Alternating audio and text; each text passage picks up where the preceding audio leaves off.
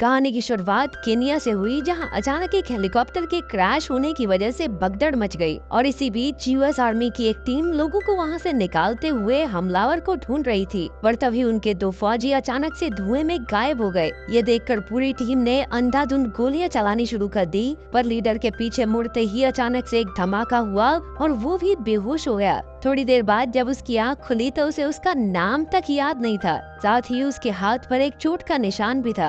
वो एक police station में बंद था जो पूरी तरह से तबाह हो चुका था। और थोड़ी देर बाद जब उसने दीवार से एक ईंट हटाकर बाहर देखा तो अपने चारों तरफ मची तबाही को देखकर वो काफी डर गया। वो चीख चीख कर मदद मांगने लगा, पर तभी बगल वाले कमरे में बंद एक महिला कैदी ने उसे चुप रहने को कहा, क्योंकि उसकी इस हरकत की वजह से उन दोनों की जान खतरे में पड़ सकती थी। उस महिला का नाम नादिया था, जो एक फ्रेंच डॉक्टर के तौर पर काम करती थी। नादिया ने उसे बताया कि पूरी दुनिया पर मशीन जैसे दिखने वाले रोबोट्स ने हमला कर दिया है। ये सुनते ही वो आदमी बहुत डर गया और फिर से मदद के लिए चिल्लाने लगा। तभी कुछ आदमी उस पुलिस स्टेशन में आए और अपने साथ लाए हुए कैदी को मारने के बाद उन्हें याद आया कि अमेरिकन को पकड़ने पर खास इनाम मिलता था। वो अमेरिकन लड़का उनकी भाषा जानता था और इसीलिए वो उनके साथ समझौता करना चाहता था, पर उन लोगों ने उसकी बात सुने बिना ही उस पर हमला कर दिया और उनके ग्रुप लीडर से लड़ाई करते वक्त वो दोनों खिड़की से नीचे गिर गए। इधर बचे हुए दोनों गुंडे नादिया को पकड़ने के लिए आगे बढ़े, पर उसने किसी तरह उनकी बंदूक छीन कर उनमें से एक को गोली मार दी और दूसरे आदमी ने नादिया के ऊपर काबू पाकर उसे दीवार के साथ चिपका दिया। पर तभी नादिया ने दीवार से एक ईंट निकाल कर उसे मारी और फिर उसी की बंदूक से उसका काम तमाम कर दिया। दूसरी तरफ उस अमेरिकन ने भी एक बंदूक छीनकर गुंडों के लीडर को मार दिया। पर तभी एक और आदमी उस पर इलेक्ट्रिकल डिवाइस से हमला करने के लिए आगे बढ़ा, पर जैसे ही उस अमेरिकन ने डिवाइस को पकड़ा तो उसे करंट लगने के बजाय वो करंट वापस दूसरे आदमी को लग गया। इससे पहले कि वो अपनी शक्तियों को पहचान पाता, उसकी नजर कुछ रोबोट्स पर पड़ी जो बहुत बड़े थे और सभी लोग इधर उधर भाग रहे थे। अपनी जान बचाने के लिए वो अमेरिकन एक और गाड़ी में जाकर छिप गया, लेकिन फिर भी उस रोबोट ने दूर से ही उसे स्कैन कर लिया और बिना कुछ कहे वहाँ से चला भी गया। इसके बाद वो अमेरिकन वापस से नादिया को ढूंढने के लिए गया, जिसने उसकी टी शर्ट पर बो शब्द देखकर यही उसका नया नाम रख दिया। इसके बाद वो दोनों गुंडों के हथियार लेकर वहाँ से निकल गए। वो यूएस आर्मी के बेस पर जाना चाहता था, पर नादिया का मानना था कि इसका कोई फायदा नहीं होगा, क्योंकि अभी तक वहाँ पर सभी लोग मर चुके होंगे और साथ ही रोड्स पर यूं खुलेआम घूमने में बहुत खतरा है। पर वो भी शांत बैठने वालों में से नहीं था, इसलिए आखिर में नादिया को भी उसका साथ देने के लिए तैयार होना पड़ा। इसके बाद वो दोनों एक गाड़ी उठाकर अपनी मंजिल की ओर निकल गए। वो की आंखों के सामने अक्सर पुरानी यादों की झलक आती थी, पर उसे ठीक से कुछ भी याद नहीं था। उसी वक्त उनके ऊपर कहीं से गोलियां चली और उनकी गाड़ी सीधा जाकर टकरा गई। गाड़ी से निकलते ही वो समझ गए थे कि उन्हें केनियन सोल्जर्स ने घेर लिया है। नादिया ने उन्हें अपने बारे में बताकर शांत करने की कोशिश की, पर बो के हाथ में बना सर्कल टैटू देखकर वो सिपाही बहुत गुस्से में आ गया। उनके मुताबिक वो दोनों डिश नाम के एक ग्रुप का हिस्सा थे। बो ने उनका ध्यान भटकते ही उस सिपाही की बंदूक छीनकर कुछ सिपाहियों को गोली मार दी और फिर अपने टैटू के बारे में पूछा, जिस पर सिपाही ने जवाब दिया कि बॉर्डर के पास यूएस आर्मी का एक रडार सिस्टम बना हुआ है। वहाँ सभी लोगों के शरीर पर बिल्कुल ऐसा ही टैटू बना हुआ है और सबका मानना था कि इन अजीब से रोबोट्स को धरती पर बुलाने में भी डिशेस का ही हाथ था। तभी एक और सिपाही ने बो के ऊपर हमला करने की कोशिश की, पर बो ने बड़ी आसानी से खुद को बचाकर उसे नीचे गिरा दिया, पर उसे गोली मारने से पहले कुछ पुरानी यादों ने उसका ध्यान भटका दिया। इसके बाद वो दोनों उन्हीं केनियन सोल्जर्स की गाड़ी लेकर वापस से रडार स्टेशन की तरफ बढ़े। आगे जाकर उन्होंने देखा कि पूरे शहर में बिजली की तारें फैली पड़ी थी, पर अब वो वापस नहीं मुड़ सकते थे क्योंकि एक रोबोट उनका पीछा कर रहा था और कुछ सेकंडों बाद ही उस रोबोट ने उन पर हमला कर दिया। उससे बचने के लिए नादिया ने गाड़ी बिजली की तारों पर चढ़ा दी, जिस वजह से उनकी गाड़ी थोड़ी दूर जाते ही खराब हो गई और वो दोनों गाड़ी से निकलकर एक जगह पर जाकर छिप गए। उन्हें ढूंढते हुए उस रोबोट की नजर एक आदमी और उसकी बेटी पर पड़ी और उसने तुरंत ही उस आदमी को मार दिया। ये देखकर नादिया ने रोबोट का ध्यान भटकाने के लिए हवा में गोली चला दी, पर किसी वजह से रोबोट ने उन्हें देखने के बावजूद भी उन पर हमला नहीं किया और वो उस लड़की को भी मारकर वहाँ से चला गया। अगले दिन वो वापस से अपनी मंजिल की ओर निकल गए। काफी देर तक चलने के बाद उन्हें इंग्लिश में बोल रहे एक आदमी की आवाज आई, लेकिन पास जाकर उन्हें पता चला कि वो आवाज एक रिकॉर्डर से आ रही थी जो वहाँ के लोगों ने उन्हें फंसाने के लिए रखा था। इसके बाद वहाँ के लोकल्स ने उन्हें खाली बिल्डिंग में ले जाकर बांध दिया और तभी दो बाइकर्स तेज रफ्तार में उनके पास से निकले। बाइकर्स के पीछे आ रहे रोबोट को देखकर वो समझ गया कि वो लोग उन्हें बलि का बकरा बनाकर रोबोट को तबाह करना चाहते हैं। रोबोट के पास आते ही सभी ने उस पर हमला कर दिया और एक आदमी ने उसके ऊपर चैन फेंक कर उसे नीचे गिरा दिया। पर तभी पीछे से कुछ और रोबोट भी वहाँ आ गए। उन्होंने साथ मिलकर ज्यादातर लोकल्स को मार डाला।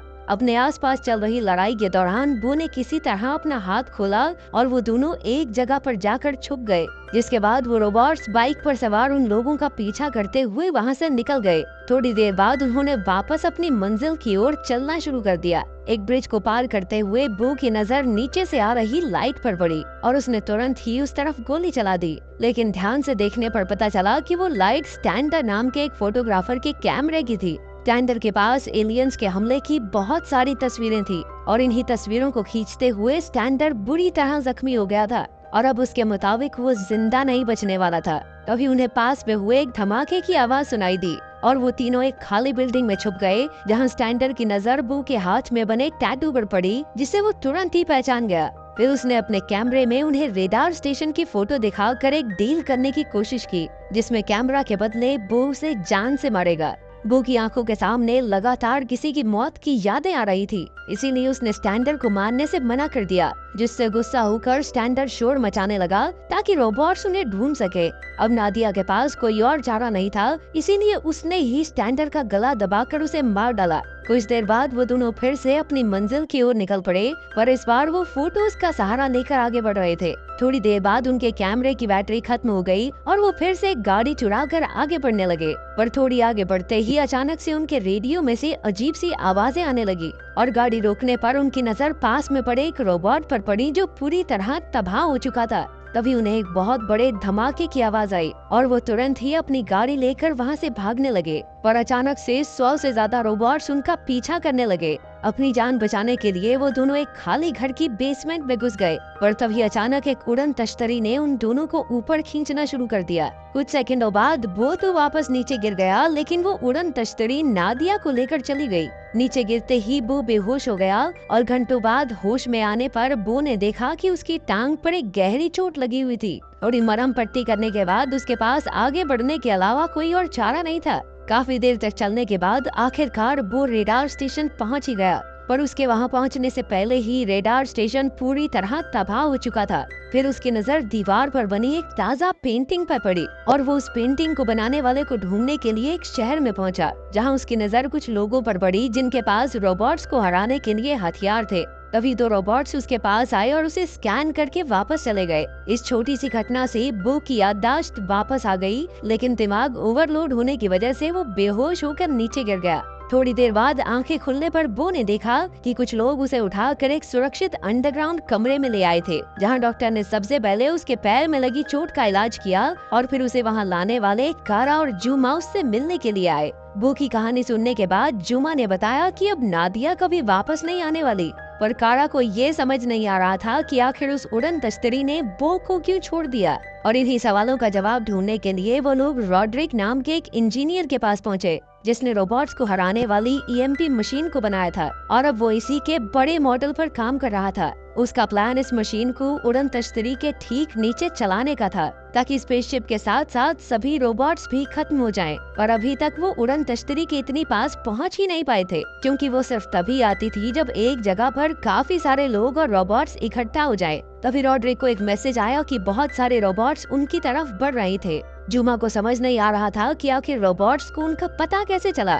ठीक उसी वक्त जुमा की बात और रॉड्रिक्स की ड्राइंग को देखकर बो को याद आया कि लड़ाई के दौरान एक रोबोट ने उसके अंदर ट्रैकर लगा दिया था और तभी से रोबोट्स उसकी मदद से बाकी लोगों का पता लगा रहे थे। उसकी ये बात सुनते ही कारा बो को मारने के लिए आगे बढ़ी, पर बो के पास एक बेहतर प्लान था। उसके मुताबिक वो लोग ट्रैकर की मदद से उस उड़न तश्तरी को बुला सकते थे। इसके बाद उन सभी ने एक प्लान बनाया और एक गुफा के जरिए मशीन को शहर की तरफ ले जाने लगे, पर बाहर आते ही उनके एक आदमी ने गलती से माइन पर पैर रख दिया, जिससे एक जोरदार धमाका हुआ और तभी उनकी नजर उस उड़न तश्तरी पर पड़ी। वो उसका पीछा करते हुए वापस से गुफा में घुस गए, पर तभी एक रोबोट ने उन पर गोली चला दी, जिसमें 2 और आदमी मारे गए।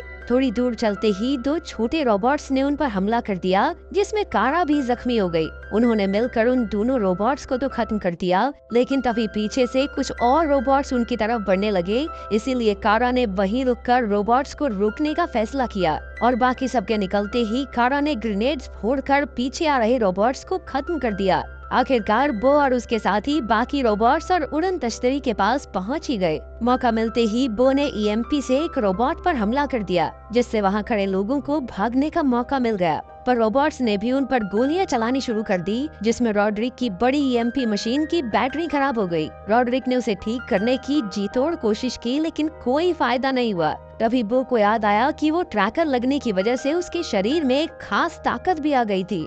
इसके बाद बो ने अपने एक हाथ से गिरे हुए रोबोट को पकड़ा और एक हाथ से ईएमपी की बैटरी को। इससे बो को तो बहुत दर्द हुआ, पर रोबोट की सारी बिजली ईएमपी मशीन में चली गई और वहाँ एक बहुत बड़ा ईएमपी धमाका हुआ, जिसमें सभी रोबोट्स और उनकी वो उड़न तश्तरी तबाह हो गई। वहाँ खड़े सभी लोगों को थोड़ी देर बाद एहसास हुआ कि आखिरकार उन्होंने इन एलियंस को हरा दिया है।